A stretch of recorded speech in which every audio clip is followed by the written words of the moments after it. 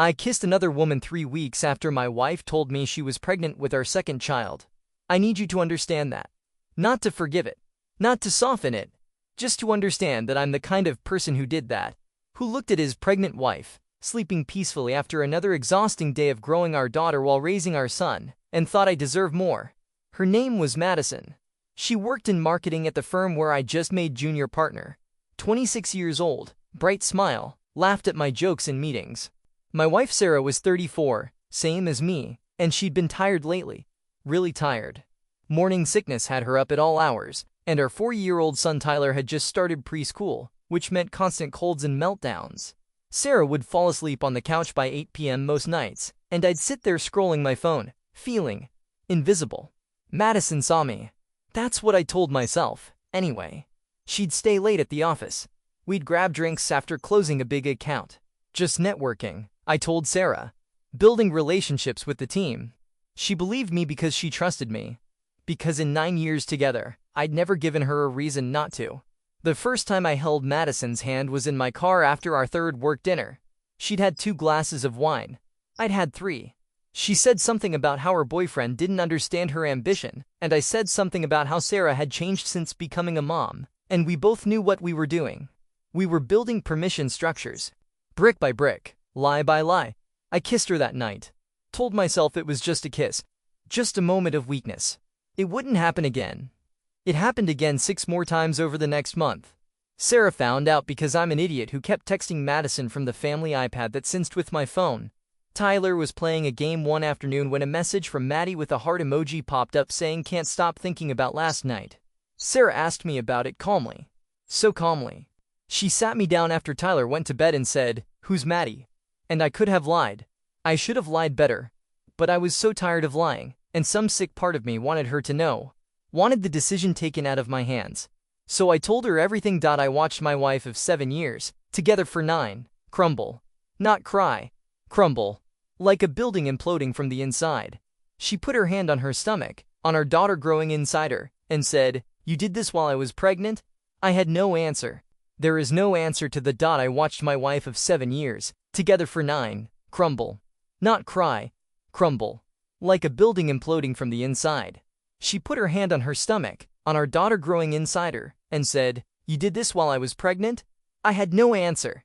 There is no answer to that. She asked me to leave that night. Told me to pack a bag and stay at my mom's. Tyler heard us arguing and came downstairs crying, asking why Daddy was leaving. I tried to hug him, but Sarah stepped between us and said, "Not right now." The look on my son's face, confusion, fear, the first crack in his sense of safety, that's something I'll carry forever. I drove to my mom's house at 11 p.m., called her from the driveway, and when she opened the door, I broke down. Told her everything. She listened in silence, her face unreadable, and then she said something that changed everything. "Your father did the same thing to me." I stared at her. "My father died when I was 5. Car accident." That's what she'd told me my entire life. We'd visited his grave. I'd left flowers on Father's Day. I'd grown up with this hole in my chest where a dad should have been. "Mom, what are you talking about?" She looked at me with something like pity. Or disgust. I still can't tell which. "Your father isn't dead," she said. "He left us for another woman when you were 5. Married her. Started a new family. He lives in Riverside. He's been there this whole time." The room tilted. 29 years of my life rewritten in a single sentence. "You told me he was dead." It was easier than explaining that he chose them over us. Over you. I couldn't breathe. "Where is he?" "I want to see him." "Why? So he can break your heart again?" She shook her head. "You need to focus on fixing your own family. Don't become him." But I couldn't let it go. That night, while my mom slept, I started searching. Social media, public records, anything. It took me 4 hours, but I found him. David Chen. Lives in Riverside, California. 58 years old. Married to Patricia Chan. 3 kids, my half-siblings, ages 27, 24, and 21. There were photos. Birthday parties. Graduations. Vacations to Disneyland. A whole life. A whole family. Without me. I looked just like him. Same eyes, same jawline. How had no one ever noticed? I drove to Riverside the next morning without telling anyone. Pulled up to the address I'd found and sat in my car for an hour, watching the house. A normal suburban home. A trampoline in the backyard. A dog. And then he walked out to get the mail. My father. Alive. Gray hair now, reading glasses, a slight limp. Very much not dead. I got out of the car and walked up to him. My legs felt like someone else was controlling them. David Chen? He looked up, startled. And I watched recognition flash across his face. Fear. Guilt. The same expression I'd seen on my own face in the mirror when Sarah confronted me. Do I know you? He asked, but his voice cracked. I'm your son. From your first marriage. The one you abandoned when I was 5. He went pale. Dropped the mail. How did you find me? Does it matter? My voice was shaking. You've been alive this whole time? You let me think you were dead? Your mother told you that? He looked stricken. I tried to stay in contact. She wouldn't let me see you. Said it would be easier for you to think I was gone. Don't you dare blame her. You left. You started a whole new family. I made mistakes. I was young and stupid and selfish. He stepped toward me, and I stepped back. I wanted to reach out so many times, but your mother said if I contacted you, she'd move and I'd never find you again. I was a coward. A woman appeared in the doorway. Patricia. His wife. David? Who is that? He closed his eyes. This is my son. From before. I watched her face change. She knew. She'd always known. And she'd helped him build this life while I'd spent 29 years mourning a ghost. You need to leave, she said coldly. You can't just show up here. You're right, I said. I can't. But he could have. Any time in the last 29 years. I turned and walked back to my car. David called after me, wait. Please. Can we talk? I didn't turn around. I got in my car and drove away, tears blurring the road, and all I could think was, I'm just like him. I did to Sarah and Tyler and our unborn daughter exactly what he did to me and Mom. I didn't just cheat on my wife. I became my father. When I got back to my mom's house, there were 17 missed calls from Sarah's liar. The divorce papers arrived the next morning, and tucked in the envelope was a note from Sarah in her familiar handwriting. Tyler asked me today if you stopped loving us. I didn't know what to tell him. I guess your father figured that out too. The divorce papers sat on my mom's kitchen table for 3 days before I could bring myself to open them. Sarah wasn't messing around. Full custody of Tyler, primary custody of our daughter once she was born, child support, division of assets, and a restraining order that kept me 500 feet away from our house except for supervised visitation. I was allowed to see my son for 4 hours every Saturday at a court-approved facility with a social worker present. 4 hours. With a stranger watching us. That's what I'd reduced my relationship with my son to. The first visit destroyed me. Tyler wouldn't look at me. He sat in the corner of the sterile room playing with blocks, and when I tried to sit next to him, he moved away. The social worker, a kind-faced woman named Angela, whispered, give him time. He's processing. Tyler, buddy, I miss you so much. He looked up at me with eyes exactly like Sarah's and said, Mommy cries every night. She thinks I don't hear, but I do. I felt something inside me shatter all over again. I'm so sorry, buddy. Daddy made a really big mistake. Did you stop loving us? There it was. The question Sarah couldn't answer. The question that would haunt him for years. Maybe forever. No. Never. I love you and Mommy more than anything. Then why did you leave? How do you explain betrayal to a 4-year-old? How do you tell your son that you were selfish and weak and threw away everything that mattered for something that meant nothing? Sometimes grown-ups make really bad choices, and I made the worst choice I could make. But I never stopped loving you. He went back to his blocks. Didn't speak to me for the rest of the visit. When I left, I sat in my car and called Madison. I don't know why.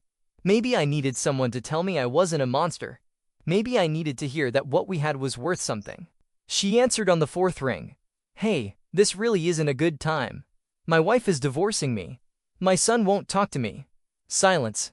Then, I'm sorry, but I think we should stop talking. My boyfriend found out about us, and he's really upset. I need to focus on fixing that. You're going back to him? It's complicated. Look, what we had was fun, but it wasn't. I didn't think it would blow up your whole life. I feel terrible. She felt terrible. This woman who'd helped me destroy my family felt terrible. So that's it? You're just done? I think that's best. I'm sorry. I really am. She hung up. And I realized I'd given up everything for someone who'd never intended to stay. I started driving. No destination. Just driving. And somehow I ended up back in Riverside, parked outside my father's house again. This time when I knocked, David answered. He looked exhausted, older than he had 3 days ago. I didn't think you'd come back. I didn't either. I shoved my hands in my pockets. Can we talk? He nodded and stepped outside, closing the door behind him. We walked to a park down the street in silence. He sat on a bench, and after a moment, I sat too. Your mother called me, he said quietly. Told me what you did. What happened with your wife? Of course she did. Mom had always been good at twisting the knife. So you know I'm just like you. No. He shook his head. You're getting the chance I never got. Your son is young enough that you can still fix this. You can still be his father. He won't even look at me. Then you keep showing up. Every visitation. Every birthday. Every moment they'll let you. You fight for it. His voice cracked. I didn't fight for you. I let your mother push me away, and I told myself it was for the best. That you were better off without me. But that was just cowardice dressed up as nobility. Why didn't you try harder? Why didn't you come for me? He was quiet for a long time. Because I was ashamed. Because every time I thought about facing you, I saw your mother's face when I told her I was leaving. I saw what I'd done. And I couldn't stand it. So I built a new life and pretended the old one never existed. Did it work? Pretending? No. He looked at me, and his eyes were wet. Not a single day went by that I didn't think about you. Wonder what you looked like. What kind of person you'd become. But I was too much of a coward to find out. We sat there as the sun started to set. Two men who'd made the same terrible choice separated by 29 years. I have other kids, he finally said. You're half-siblings. They don't know about you. Patricia never wanted them to know I had a son from before. That must be convenient for you. He flinched. It's not. It's a lie I've been living for 3 decades. Every family photo, every holiday, there's this ghost at the table. You. The son I threw away. Then tell them. Tell them they have a brother. I will. I should have years ago. He turned to me. Will you? Would you want to meet them?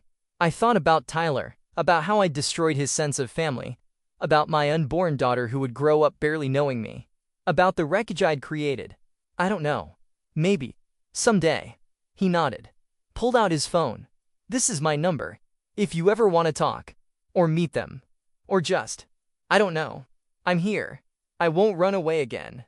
I took the number but didn't call him. Not that day, not the next week. I went to therapy instead. Court mandated at first, then by choice. Dr. Morrison was a no-nonsense woman in her 50s who didn't let me wallow in self-pity. You want to know why you did it? She asked during our 3rd session. Yes. Because you're human. Because you felt neglected and instead of communicating with your wife, you looked for validation elsewhere. Because you were selfish. There's no mystery here. You made a choice. Now you have to live with it. How do I fix it? You don't. Not completely. You can't unbreak what you broke. But you can stop breaking things. You can become someone your son will want to know when he's older. You can be present for your daughter from day one. You can do the work. The work. Everyone kept talking about the work like it was some concrete thing I could check off a list. The work was showing up to every supervised visitation even when Tyler ignored me. The work was paying child support on time and not complaining about it. The work was going to therapy twice a week. The work was sitting with the guilt and shame without numbing it with alcohol or hookups or empty distractions. The work was brutal. Sarah gave birth to our daughter in December. Lily Rose. 7 pounds, 3 ounces. I found out 3 days later when Sarah's mom texted me a photo with the message, your daughter. In case you care. I drove to the hospital even though I wasn't supposed to. Stood outside the maternity ward staring through the window at all the new fathers holding their babies. Sarah's brother saw me and came out. You need to leave, man. I just want to see her. Please. Sarah doesn't want you here. You lost that right. She's my daughter. Then you should have thought about that before you decided your coworker was more important than your family. He stepped closer. Do you have any idea what you did to Sarah? She had a panic attack so bad during labor they thought something was wrong with the baby. She kept crying for you even though she hates you. You broke her. I left before security came. Sat in my car and looked at the photo of Lily for hours. She had Sarah's nose. My eyes. A whole perfect person I'd never get to know. When I got back to my mom's house, there was an envelope on my bed. Inside was a letter from Sarah. The first communication I'd had from her directly in months. You can apply for visitation rights with Lily when she's 6 months old. The court will decide if you're stable enough. Until then, stay away from us. Tyler is in therapy because of you. He has nightmares that I'm going to leave too. Do you understand what you've done? You didn't just cheat. You destroyed our son's ability to trust that the people who love him will stay. I hope it was worth it. It wasn't. God, it wasn't. I called David that night. He answered on the first ring, like he'd been waiting. I need to know something, I said. Do your other kids know what you did? Do they know you left me? I told them. Last week. I told them everything. How did they take it? Not well. My youngest won't speak to me. My oldest wants to meet you. My middle daughter asked why I was such a coward. He laughed bitterly. She's not wrong. I don't know if I want to meet them. I don't know if I can handle more family drama right now. I understand. The offer stands. Whenever you're ready. We talked for 2 hours. About his marriage to Patricia. About how he justified his choices. About how he'd watched me from a distance over the years. He'd been at my high school graduation, standing in the back. He'd driven by my wedding venue the day I married Sarah but couldn't bring himself to go in. I've been a ghost in your life, he said. And you're becoming a ghost in your kids' lives. Don't do that. Please. Break the cycle. But I didn't know how. The supervised visitations with Tyler weren't getting better. He'd started calling me by my first name instead of Dad. When I asked him to stop, he said, Mommy says you're not acting like a dad right now, so I shouldn't call you that. Sarah was turning him against me. That's what I told myself. That's what I wanted to believe. But the truth was simpler and more painful. Tyler was just being honest. I wasn't acting like a dad. Dads show up. Dads stay. Dads don't blow up their families for a coworker who dumps them the second things get complicated. I saw Madison one more time. Ran into her at a coffee shop near the office. She was with her boyfriend, laughing at something on his phone. She saw me and her face went pale. She whispered something to him, and they left quickly. Destroyed my life for 60 seconds of awkwardness in a coffee shop. The final hearing for the divorce was in February. Sarah looked thin, tired, but resolute. She didn't look at me once. The judge granted her everything she'd asked for. I was ordered to pay child support, granted supervised visitation with Tyler 1 day a week, and told I could petition for visitation with Lily when she turned 6 months old. As we left the courthouse, I tried to talk to Sarah. Please, can we just talk for a minute? She finally looked at me. Really looked at me. And what I saw in her eyes wasn't anger. It was nothing. I'd become nothing to her. There's nothing to say. You made your choice. Now I live with it. She walked away, and I stood there watching the only woman I'd ever loved disappear into a crowd of strangers. That night, I called David again. I wanted to meet them. Your kids. My siblings. Really? Yeah. If they'll see me. I need to understand how you built something after destroying everything. I need to know if it's possible. I'll set it up. We met at a restaurant the following week. David's oldest son Marcus, 27, looked like a younger version of our father.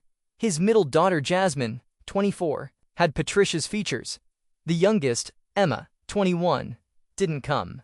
It was the most awkward meal of my life. Marcus asked me about my job. Jasmine asked about Tyler and Lily. Neither of them asked about what David had done, about the family he'd abandoned. We danced around it for an hour until finally Marcus said, Look, this is weird for all of us. Dad was a ghost to you. You're a ghost to us. I don't know what we're supposed to do with this. Neither do I admitted. Are you angry at him? Jasmine asked. Yes. No. I don't know. I'm angry at myself. And he's an easy target because he did the same thing I did. Do you hate us? Marcus asked quietly. For having what you didn't? I wanted to say yes. I wanted to tell him that seeing their family photos, their happy memories, their whole intact childhood had eaten me alive. But I looked at him, at my brother, and realized he wasn't my enemy. He was just a kid who'd grown up with a father who'd been running from ghosts. No, I don't hate you. We met a few more times after that. It didn't fix anything, but it felt like something. Like a bridge being built across 29 years of silence. But the bridge to my own kids was crumbling faster than I could repair it. Tyler stopped coming to visitation in March.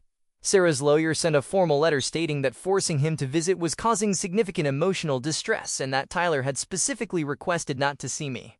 He was 5 years old and he'd already decided I wasn't worth his time. The supervised visitation center called to inform me that unless Tyler agreed to come, they couldn't force him. Angela, the social worker, sounded genuinely sad when she told me, sometimes kids need space to process. Don't give up. But what's the difference between giving space and giving up? How do you fight for someone who doesn't want you to fight for them? I went to the visitation center anyway that Saturday. Sat in the empty room for the full 4 hours. Angela checked on me twice, brought me coffee, said nothing. What was there to say? When my time was up, I asked her, has this ever worked? Have you ever seen a kid come back? Sometimes. If the parent does the work and doesn't disappear, kids need consistency, even in rejection. They need to know you're still there.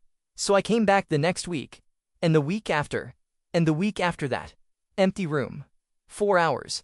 Just me and the knowledge of what I'd thrown away. I started writing letters to Tyler. Not emails, actual handwritten letters that I gave to Sarah's lawyer to pass along. I didn't know if he'd read them. I didn't know if Sarah would even give them to him. But I wrote them anyway.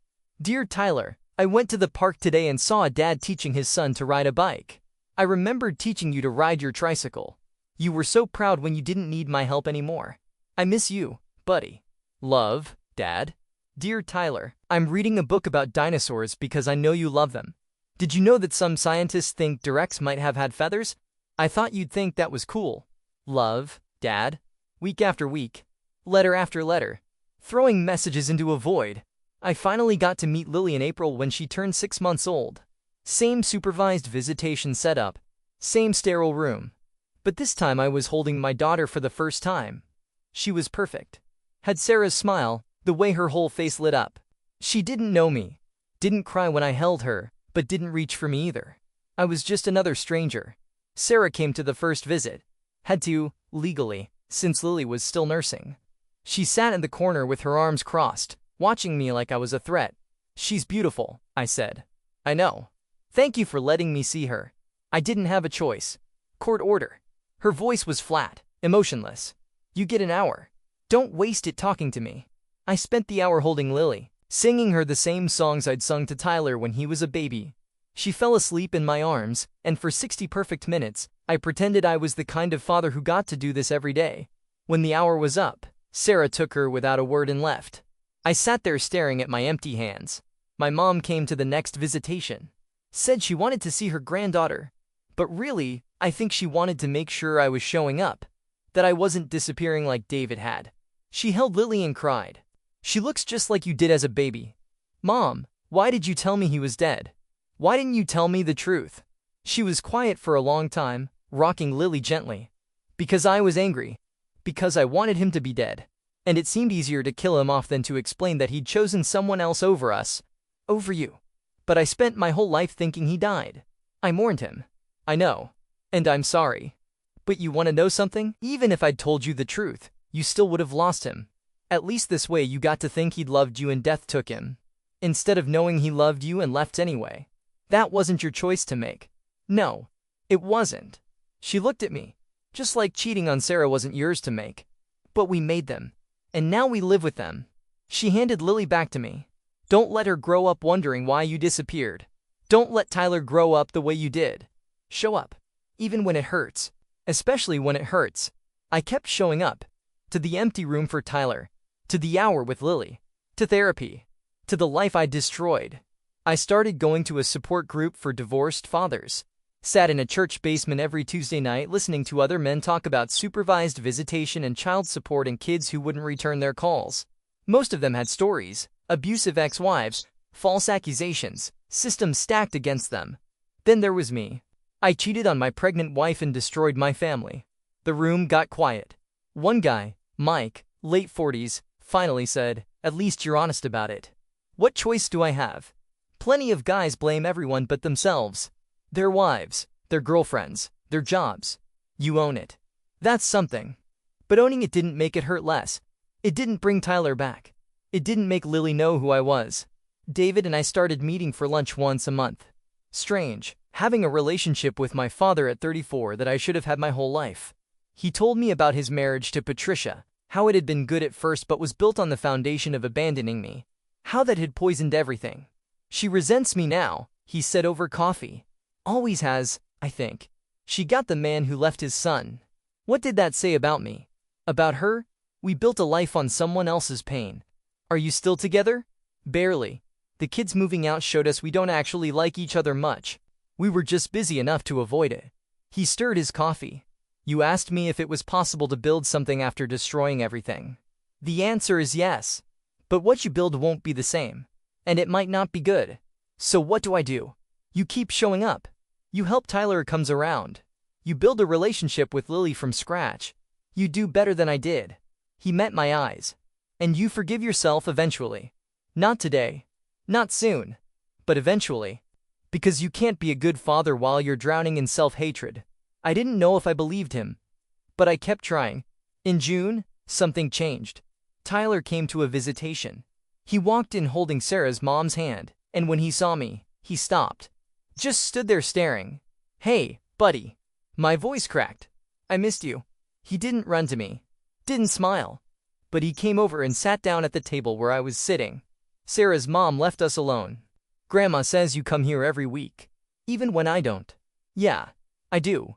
Why? Never. Not for 1 second. I made a terrible choice, but it wasn't because I stopped loving you or mommy.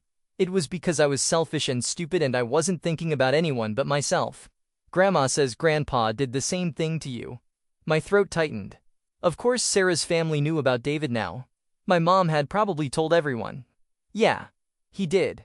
Did you forgive him? I'm trying to. Tyler kept drawing. A house. A stick figure family. 2 adults. 2 kids. He drew himself and Lily. Then he drew Sarah. But where I should have been, he drew a blank space. I don't know how to draw you anymore, he said quietly. You're not in our house. You're not at dinner. You're not there when I have bad dreams. I know. And I'm so sorry. Mommy says you can't come back. That families don't work like that. Your mommy's right. He looked up at me, and his eyes were filled with tears. I miss you. But I'm also really mad at you. You should be mad at me. What I did was wrong. Are you going to leave forever like your dad did? And there it was. The thing I'd been terrified of. The cycle repeating. No. I'm going to be here every week. Even if you don't want to see me. Even if you're mad. I'm not going anywhere. Promise? I promise. We spent the rest of the hour drawing together. He told me about kindergarten, about his teacher Ms. Rodriguez, about his new friend Jackson. Small, normal things that felt like miracles. When Sarah's mom came to pick him up, Tyler hugged me. Quick, awkward, but real. Can I come back next week? He asked. Please. He came back. Not every week. But sometimes. And that was more than I deserved. The letters kept coming, but now I got responses. Crayon drawings. Misspelled notes. Dear Dad, I got a gold star today, love Tyler. Each one felt like forgiveness I hadn't earned yet. Lily started recognizing me by her first birthday. Would smile when I walked in. Reached for me. Small victories in a war I was losing slowly instead of all at once. Sarah and I were never friends. Would never be friends. But we learned to exist in the same space for custody exchanges. Brief, professional, cold. She started dating someone in the fall. I heard about it through Sarah's mom. It hurt in a way I didn't expect. Not jealousy exactly. More like grief for the life we should have had. I kept seeing David. Met Emma finally, my youngest half-sister. She was cold at first, angry on my behalf at a father I wasn't sure I had the right to be angry at anymore. But slowly, carefully, we built something. Not a family exactly, but something. Marcus told me once, you're the ghost that haunted our whole childhood. Dad would get sad around your birthday. Mom would get tense. We didn't know why until he told us. You were the price of our happiness. I'm sorry. Don't be. It's not your fault. It's his. But he's trying now. We both are. The years moved forward. Tyler started 2nd grade. Lily started preschool. I moved out of my mom's house into a small apartment. The supervised visitation became unsupervised. 4 hours became 8. 8 became every other weekend. Tyler still had hard days. Days where he'd cry and ask why I'd broken our family. Days where he'd tell me he wished I was dead like I'd thought David was. Those days carved pieces out of me that never grew back. Lily asked me once, when she was 4, why don't you live with us? Because Daddy made a mistake before you were born. And sometimes mistakes change everything. Can you fix it? No, sweetheart. Some things stay broken. She thought about that. That's sad. Yeah, it is. I watched Tyler's school plays from the back row. Watched Lily's dance recitals. Showed up to parent-teacher conferences that Sarah didn't want me at but legally couldn't exclude me from. I existed in the margins of my children's lives. Sarah got married when Tyler was 9 and Lily was 5. Nice guy named Marcus, ironically. Worked in education. Good with kids. Tyler liked him. Lily called him Marcus Dad to differentiate it from Dad. I smiled and congratulated them and went home and drank an entire bottle of whiskey alone in my apartment. David called that night, somehow knowing. You okay? No. Good. You shouldn't be. But you'll survive it. And you'll keep showing up. Does it ever stop hurting? No. You just get better at carrying it. Last month, Tyler turned 13. He's taller than Sarah now, plays basketball, has a girlfriend. We went to dinner, just us, and he asked me something I wasn't ready for. Dad, why did you do it? For real. Not the kid answer. The truth. I looked at my son, almost a man now, and gave him what he'd asked for. I felt invisible. Your mom was tired all the time with you and pregnant with Lily, and instead of talking to her, instead of being a partner, I looked for someone to make me feel important. I was selfish. I was weak. And I destroyed everything that mattered because I couldn't handle being uncomfortable for a while. Do you still love Mom? Part of me always will. But we're not those people anymore. What we had is gone. Was it worth it? The affair? God, no. I gave up everything for nothing. The woman I'd cheated with dumped me the second things got complicated. I destroyed our family for someone who didn't even care about me. He nodded slowly. I forgive you, you know. It took a long time. And I'm still messed up about it. My therapist says I have abandonment issues. But I forgive you. I started crying. In a restaurant. In front of my teenage son. Thank you. But I need you to know something. Want to have kids someday? I'm never going to do what you did. Or what your dad did. I'm breaking the cycle. Good. You should. We finished dinner. Hugged goodbye. And I drove home thinking about David. About the chain of abandonment that stretched back generations. About how Tyler had decided it ended with him. I called David when I got home. Told him what Tyler had said. He's a better man than both of us, David said quietly. Yeah, he is. Your daughter's lucky. She'll grow up knowing you. Knowing you chose to stay even when it was hard. She'll also grow up knowing I broke her family before she was born. Yes. But she'll know you stayed after. That counts for something. Maybe it does. Maybe it doesn't. I honestly don't know anymore. I'm 41 now. Single. Moderately successful at work. Father to 2 kids who see me every other weekend and some holidays. Son to a father I met at 34. Brother to siblings I'm still learning to know. I'm not the villain in my story. But I'm not the hero either. I'm just a man who made a choice that detonated his entire life and spent the next decade sifting through the wreckage, trying to save whatever pieces he could. People ask sometimes if I'm dating. I'm not. I tried, a few years ago. Went on naps, had a few coffee dates. But every time, I'd think about Sarah, about what I'd lost, about the man I'd been when I'd destroyed everything. And I couldn't do it. Couldn't inflict myself on someone new. Couldn't risk becoming that person again. My therapist says that's trauma. That I've locked myself in a prison of guilt. Maybe. But it feels safer than the alternative.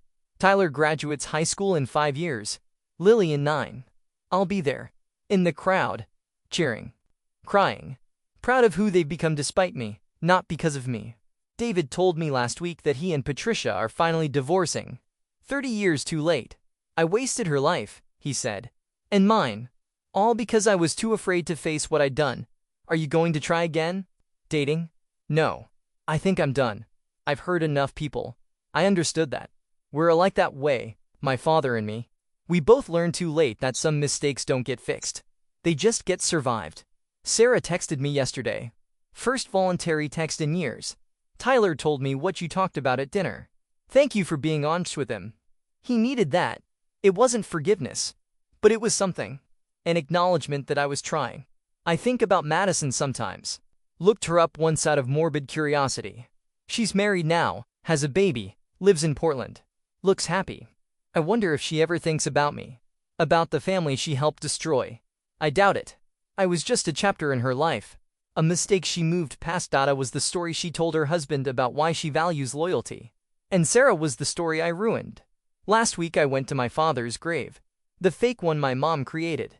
The stone she'd erected to maintain the lie.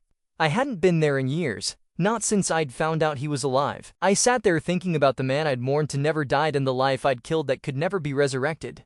About Tyler's blank space in his drawing and Lily's question about broken things. My mom found me there. She's 70 now, frail, still carrying the weight of her lie in mine. I'm sorry, she said, for lying to you, for making you grow up thinking he was dead. I'm sorry too, for becoming him. You didn't. He ran away. You stayed. That's the difference. Is it? My kids still grew up without me there every day. But they knew you loved them. They knew you tried. That's more than you got. Maybe. But it didn't feel like enough. I see David next week. Lunch. Same restaurant. We'll talk about our kids, about our failures, about how we're both trying to die better men than we lived. It won't fix anything. But it's something. This is my life now. Every other weekend, Dad. Guilty phone calls. Supervised healing. Birthday parties where I'm the guest, not the family. Christmas mornings where I wait until afternoon to see my kids open presents I bought them in a house I don't live in with a family I destroyed. If I could talk to the man I was at 34, the one who kissed Madison and told himself it didn't matter, I'd say this: it matters. Every choice matters. That kiss, that lie, that moment you decided your comfort was more important than your family's trust, it all matters. And you don't get to undo it. You don't get a redemption arc where everything works out. You get years of fighting to be in your kids' lives. You get a son who forgives you but will never forget. You get a daughter who doesn't remember when you lived with her. You get to watch the woman you love marry someone else. You get to become your father despite trying not to. You get supervised visitation and child support and every other weekend and the knowledge that you threw away something precious for something worthless. That's what you get. And maybe, if you're lucky, if you show up every time, if you do the work and don't run away, you get Tyler saying I forgive you at 13. Maybe you get to meet the father you thought was dead and realize you're both drowning in the same pool of regret. Maybe you get to be at your daughter's wedding someday, standing in the crowd, not giving her away, but there. Still there. Always there. Even when you don't deserve to be. That's not redemption. That's just the price you pay for a mistake you can't take back. I'm 41 years old, and I traded my family for nothing. I've been alive this whole time, 30 miles away from the life I destroyed. And my kids grew up learning that the people who are supposed to stay don't always keep their promises. Just like I did.